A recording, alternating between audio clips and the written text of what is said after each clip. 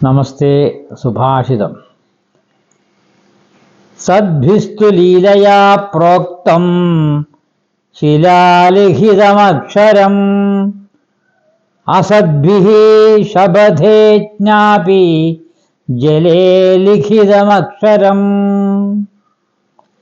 സജ്ജനങ്ങൾ കളിയായി പറയുന്നത് പോലും ശിലാലിഖിതം പോലെ നശിക്കാതെ ഉറച്ച് കിടക്കുന്നു. എന്നാൽ ദുർജനങ്ങൾ ശപഥം ചെയ്യുന്നത് പോലും ജലത്തിൽ എഴുതിയതുപോലെ ക്ഷണികമാവുകയും ചെയ്യുന്നു.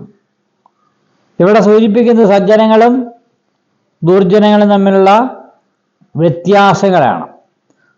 സജ്ജനങ്ങൾ കളിയായി പറയുന്ന ചില കാര്യങ്ങളുണ്ട്, അതുപോലും ചിലപ്പോൾ ശിലാലിഖിതമായി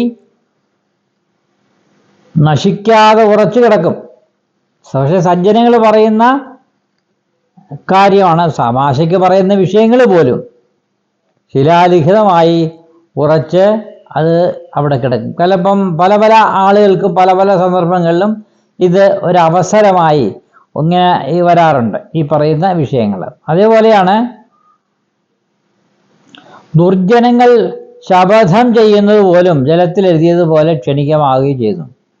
ഇപ്പം ദുർജനമാണ്, അദ്ദേഹം സംസാരിക്കുന്ന പക്ഷെ വളരെ ശപഥം ചെയ്ത് സംസാരിക്കുന്ന രീതിയാണെങ്കിൽ പോലും അതിന് വെള്ളത്തിൽ വരച്ച വര പോലെ എന്ന് നമ്മൾ പറയാറില്ലേ, അതുപോലെ ക്ഷണികമാവുകയും ചെയ്യും. ക്ഷണികം എന്ന് പറഞ്ഞാൽ വളരെ നിസ്സാരമായ സമയത്തുകൊണ്ട് അതിൻ്റെ വാല്യൂ, അതിൻ്റെ മൂല്യം നഷ്ടപ്പെട്ടു പോകും.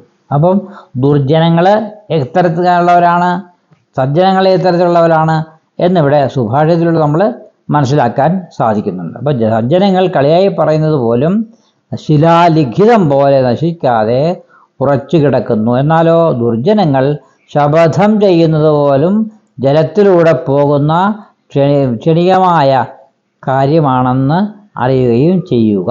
ഇതാണ് സുഭാഷിതത്തിൻ്റെ അർത്ഥം.